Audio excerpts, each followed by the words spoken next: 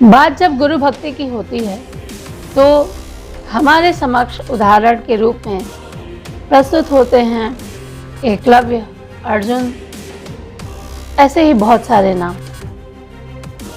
पर ऐसे भी नाम हैं जिनको इतिहास में वो सम्मान या वो जगह नहीं मिली जिसके वो हकदार थे। आज एक ऐसा ही उदाहरण अदम्य गुरु भक्ति का लेकर हम आपके सामने उपस्थित हैं। गुरु भक्ति को लेकर बहुत सारे पद, बहुत सारी कविताएं हम सब ने सुनी हैं। पूरा साहित्य गुरु भक्ति से जुड़े पदों से भरा पड़ा है। आधुनिक काल में भी स्वामी विवेकानंद और स्वामी दयानंद सरस्वती जैसे अद्भुत व्यक्तित्व हैं जिन्होंने गुरु के प्रति अपनी श्रद्धा का ऐसा उदाहरण हमारे सामने प्रस्तुत किया जो कि अनुकरणीय है। लेकिन आज हम आपके समक्ष जो एक कहानी लेकर आए हैं, दरअसल जो कि एक इतिहास है, वो उदाहरण है और उतने ही सम्मान का हकदार है जितना इसे मिलना चाहिए था।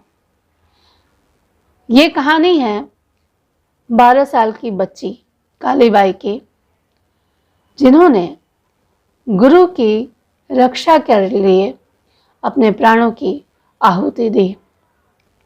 चलिए आज बात करते हैं कालीबाई की।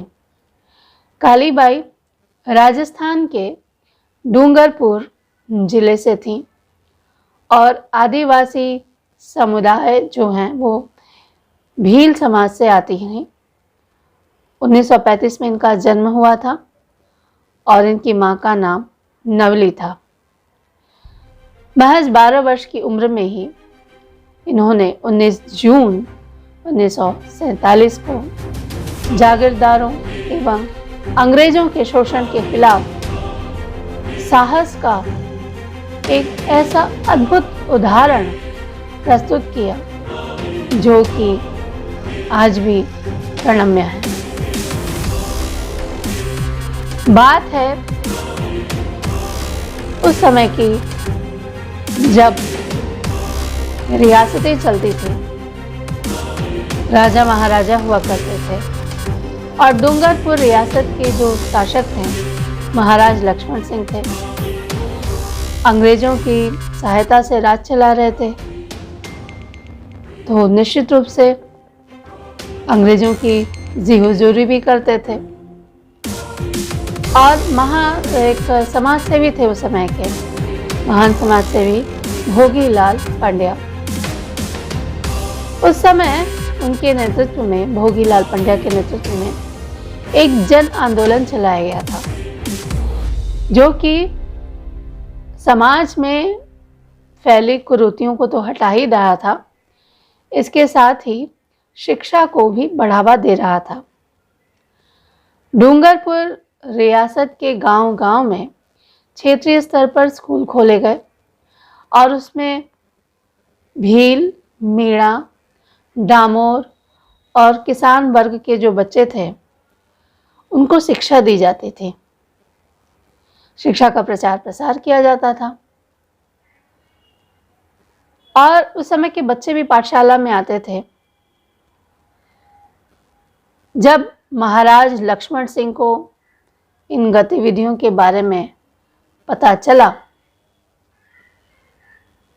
तो कहीं ना कहीं एक सामंतवादी जो परिस्थिति थी, सामंतवादी जो सोच थी, वो उन पर हावी होने लगी। जैसा कि होता यह है कि अगर गरीबों के बच्चे पढ़ गए, अगर निम्न समुदाय के बच्चे पढ़ गए तो हमें कौन पूछेगा, यही सोच थी।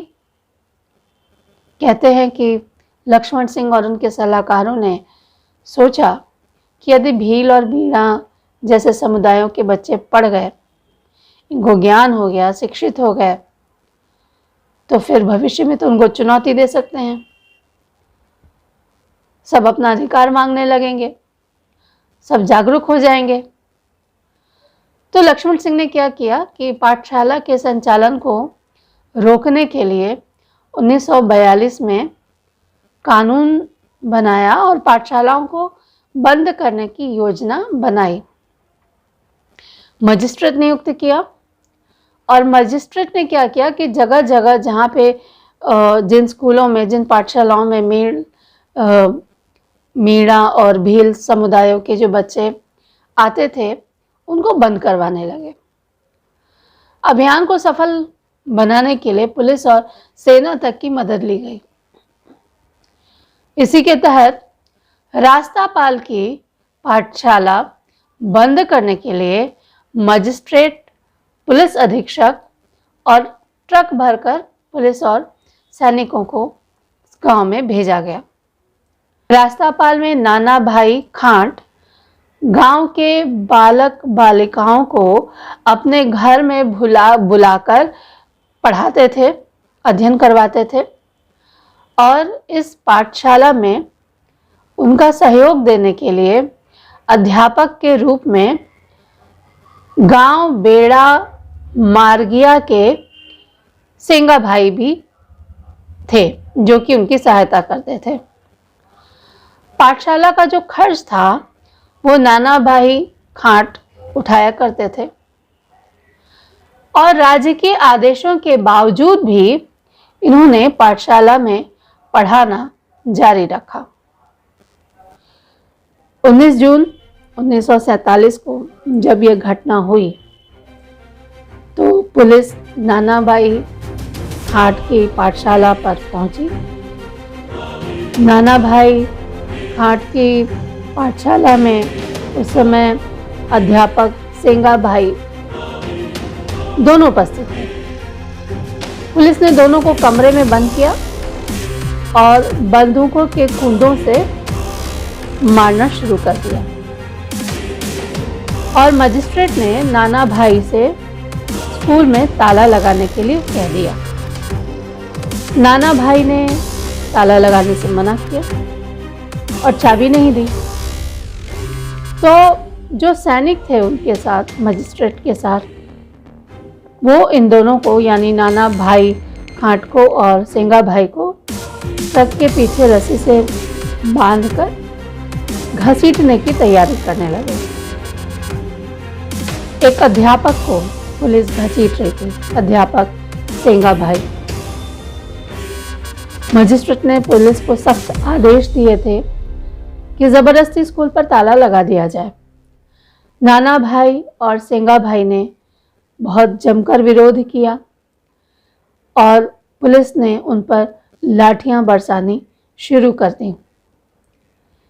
इस घटना से रास्तापाल में बारी सांगी ढोल बज उठे और ये वारी जो ढोल पाल गंधवा, जोंधरी, भींडा और अनेक गांवों में बजे। लोगों को बुलाना शुरू किया गया। आदिवासियों ने जगह जगह पर नाकेबंदी शुरू करी, रास्ता बंद कर दिया। बहुत सारे लोग इकट्ठा हो गए, रास्तापाल में प्रवेश करने लगे। जब आदिवासियों ने देखा कि पुलिस बहुत बेदर्दी से गुरुजी को पीट रही है और वो दर्द से छटपटा रहे थे, लेकिन उनका विरोध जारी था, पुलिस फिर भी इनको पीटी जा रही थी। ऐसा हुआ कि फिर पिटाई के कारण असहनीय पीड़ा को बर्दाश्त नहीं कर पाए नाना भाई खांट और प्राण त्याग दिए उन्होंने। और उनके जो साथी थे सेंगा भाई, वो बेहोश हो गए थे। लेकिन पुलिस का जो अत्याचार था, जो पुलिस अत्याचार था, वो बंद होने का नाम नहीं ले रहा था। ट्रक के पीछे पुलिस ने एक रस्सी बांधी थी और उस रस्सी के सिरे पर सेंगा भाई को कमर से बांध रखा था। दूसरा सिरा ट्रक से बंधा हुआ था।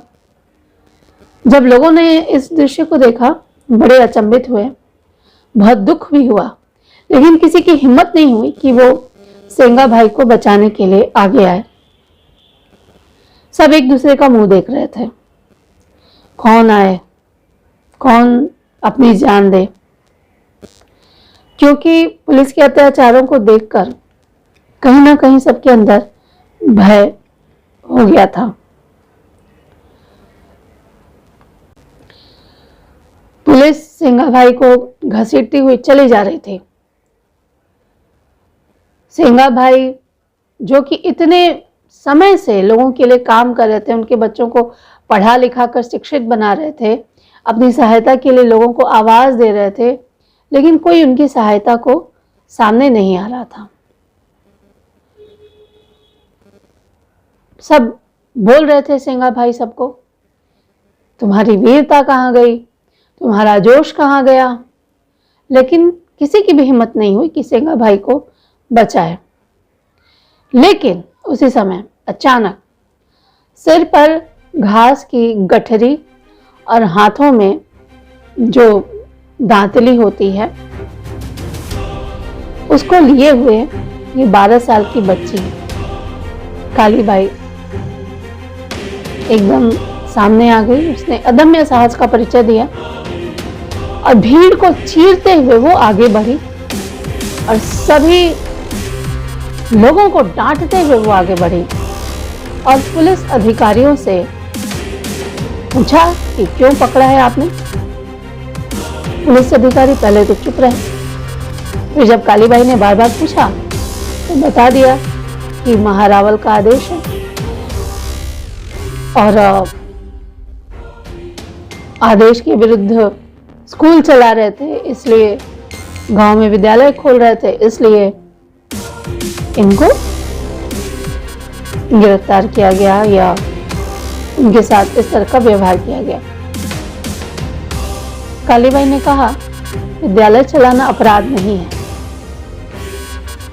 गोविंद गुरु जी के आह्वान पर गांवों में विद्यालय खोले जा रहे हैं और वो कहते हैं कि शिक्षा ही हमारी विकास की कुंजी है। जब पुलिस अधिकारियों ने देखा कि एक बच्ची उनसे इस प्रकार बहस कर रही है तो बौखला गया और उसने कहा कि जो भी विद्यालय चलाएगा उसे गोली मार दी जाएगी। तो कालीबाई ने कहा कि सबसे पहले मुझे गोली मारो।